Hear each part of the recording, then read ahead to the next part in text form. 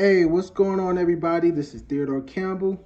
In this video, I am looking over the MCI MC-7 model, which the livery is of Richfield Bus Company.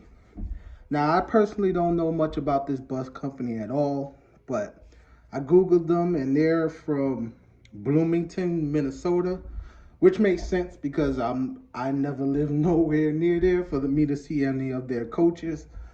I'm sure a lot of them probably toured New York City, but I honestly don't remember them. Now, this particular bus company, they are still in business. And I don't know their whole fleet, but I know for sure they have a bunch of new MCIs like the J4500.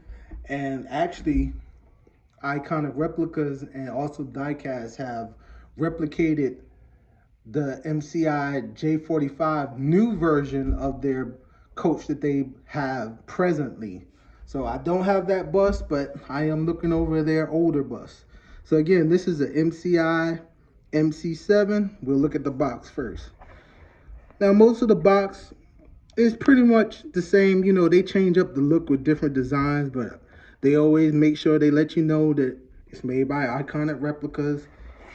They tell you 187 scale Motor Coach Industries, MC-7 Challenger.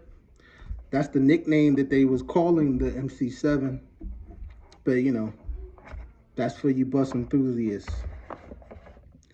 Side, self-explanatory, pretty much same information.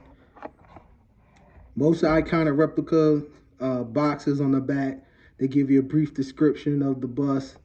And as you say, they give you, these look like old MC-7 brochures shrunk down. That's what it looked like. They don't give you a description, but these are definitely old brochures. This is probably what MCI was giving out back in the day to people who were trying to buy a bus. And that's it. Again, this side, just like the other side. And the bottom is always the legal information with the copyright and stuff. You gotta always keep that intact because nobody wants to get sued. So let's do our unboxing. Yeah, I know this is the funnest part. It's always annoying to me getting the tape off because it's like you don't want to rip it apart because you want it to stay intact so you can put the bus back in there.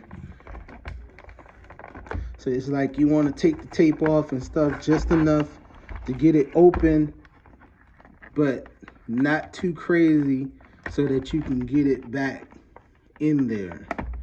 So as you see, this one looked like it's taped really, really good. The other ones gave me problem, but this one might be the worst. They really taped this one.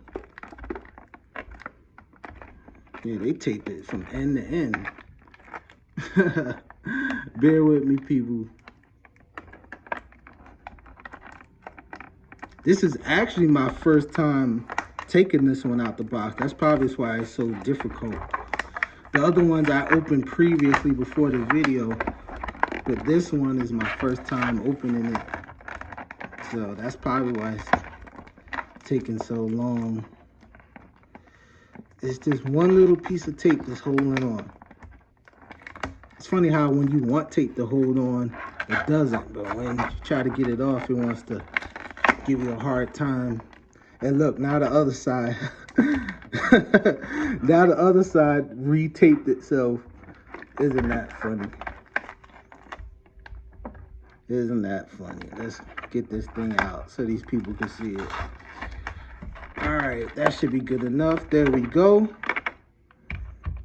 So as you see, MC-7, beautiful coach. I believe this bus is modeled after it says it right here. It's modeled after the 1970 version. I don't know the actual times or how long this bus was in service. But as you see, again, beautiful bus, beautiful craftsmanship. As usual, when do they ever let us down at iconic replicas? Their paint scheme is this yellow and this red, And they actually still use this paint scheme on their J4500, so that's cool. I wish I had one here so I can compare it. Maybe I can get my hands on one and do another video, just do a side by side. But beautiful bus. As you see, even the rims, they're not aluminum, they're like metal rims. A lot of people just stay white, but they painted them yellow with the red in the middle to match the rest of the bus. But again, Iconic Replicas does a wonderful job. Even has the license plate as usual. They even made the windows green, which is interesting because a lot of those older buses back then had that green tint to it. So I mean, they amazing job. Again, license plates, everything. Now this one, I don't see any screws in it where you can screw it to take it apart. This bus might be a little bit more difficult to take apart if you want to customize it, because there is a blank version of this bus if you want to customize it. So keep that in mind if you are planning to buy this bus to customize it. I don't.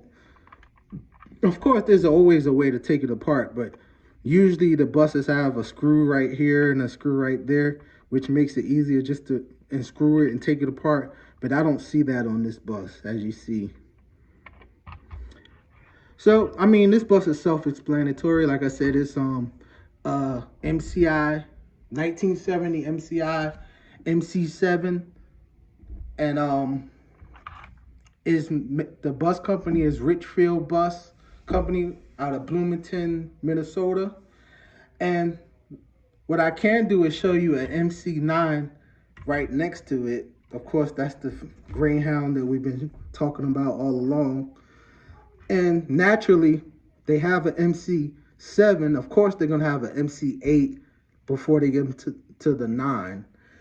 And pretty much the MC-8 is just kind of a variation of the two together.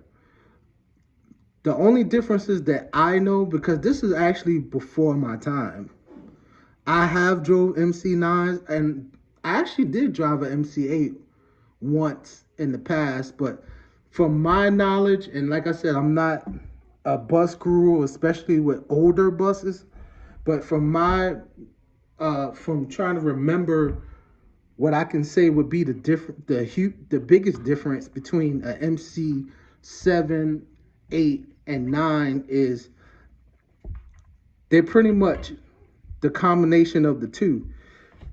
Just imagine this MC-9 with those windows, because I do remember the MC-8 having the slanted windows, kind of like that. You see the slanted and that big column right there. The MC-8 actually has that. But imagine the same front like this, but with a slant going down right here, almost kind of like this slant, but without the window. Now they might have had some MC-8s with a window, but all the ones I remember didn't have a window right there. So just imagine this MC-9 with a slant, kind of sort of like that, and with those windows, but everything else from here down looking like this MC-9, and that would be an MC-8. I don't know if Iconic Replicas is going to make an MC-8, but I'm just trying to show you the difference between the two. So again, this review is on this bus. Again, they did a wonderful job. I think it's beautiful. And if you want it, get it as quick as you can, because these things go by fast. Hope you like it. If you liked it, share, comment, subscribe to the channel. And I'm going to try to get more content to you more and more every week. Talk to you later.